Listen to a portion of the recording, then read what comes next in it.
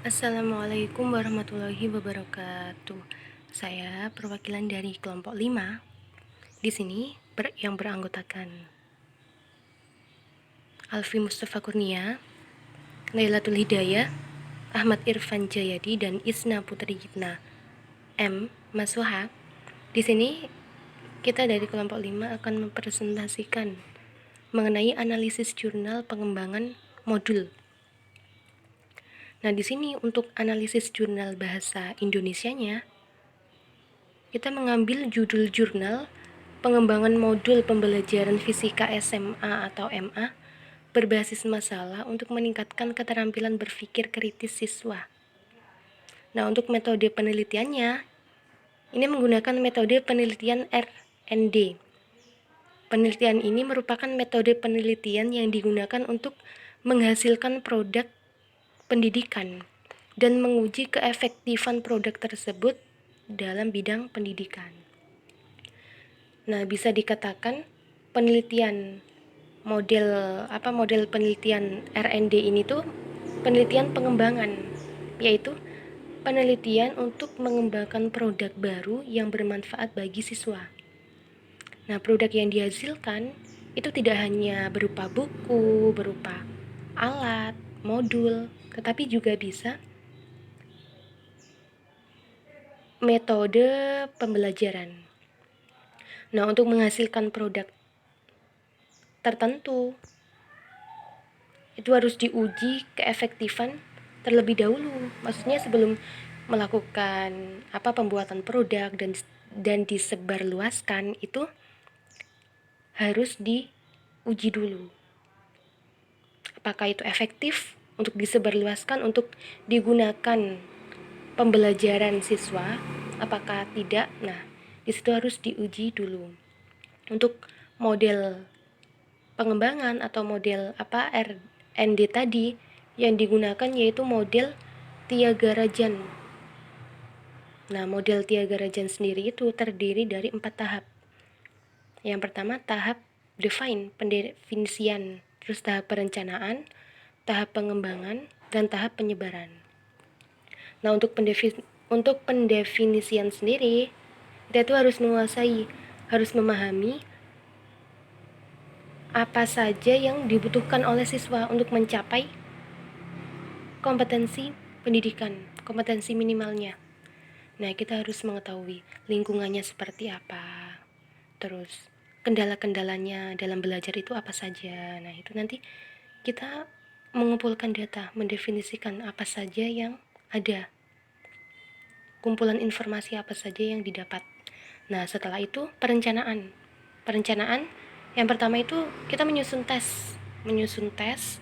Setelah menyusun, kita memilih media pembelajaran yang sesuai.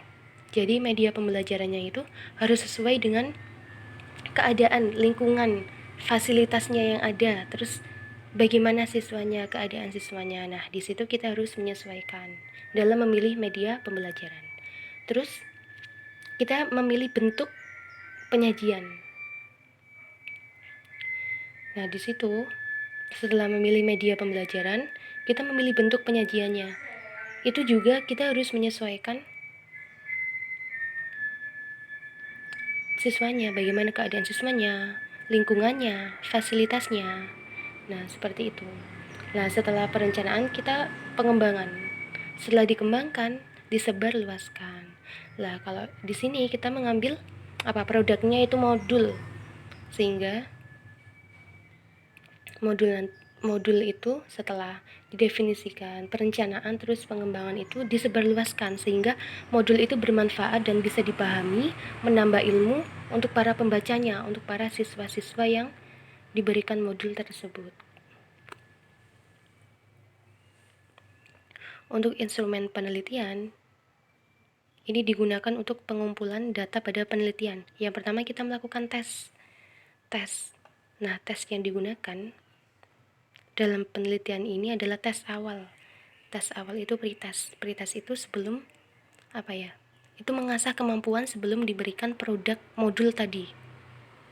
Terus tes akhir yaitu post-test. Post-test itu tes yang setelah diberikan produk berupa modul, buku, dan sebagainya. Tapi di sini kita mengambil modul.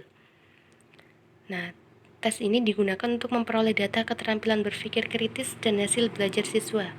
Jadi dengan ini, kita akan mengetahui hasil belajar siswa itu seperti apa. Apakah setelah diberikan modul, hasil belajarnya itu semakin baik atau semakin buruk?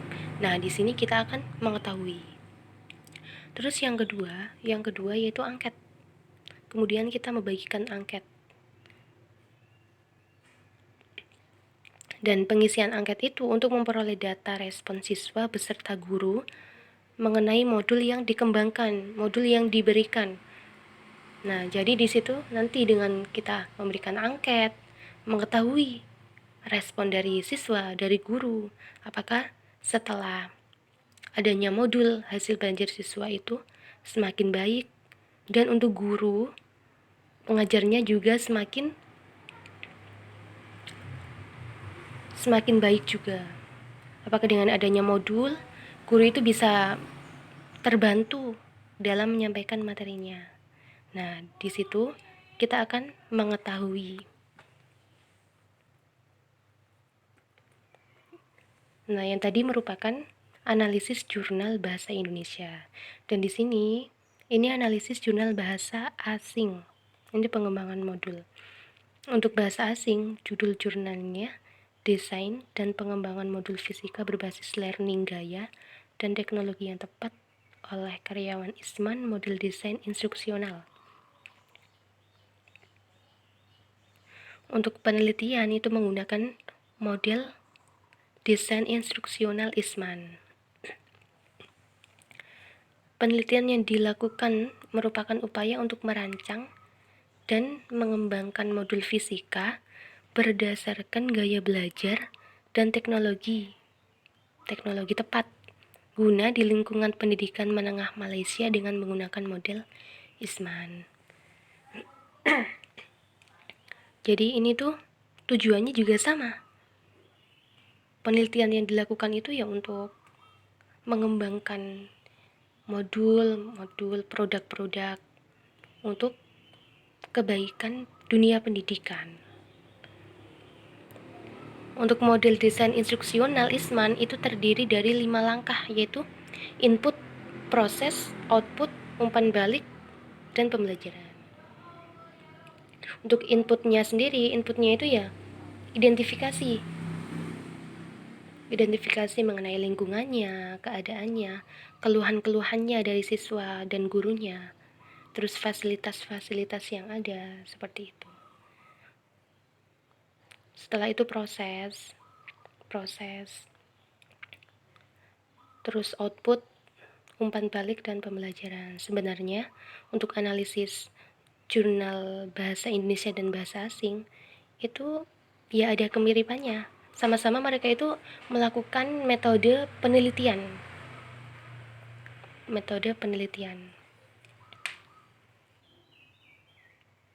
Nah, untuk instrumen penelitian analisis modul asing itu sendiri, instrumennya pengumpulan data pada penelitian adalah dengan metode survei dan tes. Yang pertama, survei yang digunakan indeks gaya belajar untuk mengidentifikasi gaya belajar siswa. Terus yang kedua, 2 tes pilihan ganda digunakan untuk pretest dan post-test. Tes ini dirancang untuk menganalisis prestasi siswa pada hukum Charles dan hukum Boyle.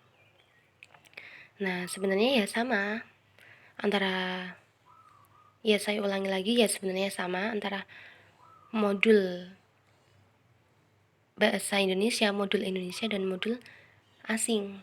Itu ya sama-sama penelitian untuk mendapatkan untuk mendapatkan informasi sehingga produk untuk pembelajaran yang akan disampaikan itu bisa sesuai apa yang dibutuhkan oleh siswa. Sekian, terima kasih. Ini presentasi dari kami kelompok 5. Apabila ada kesalahan, kami mohon maaf. Wassalamualaikum warahmatullahi wabarakatuh.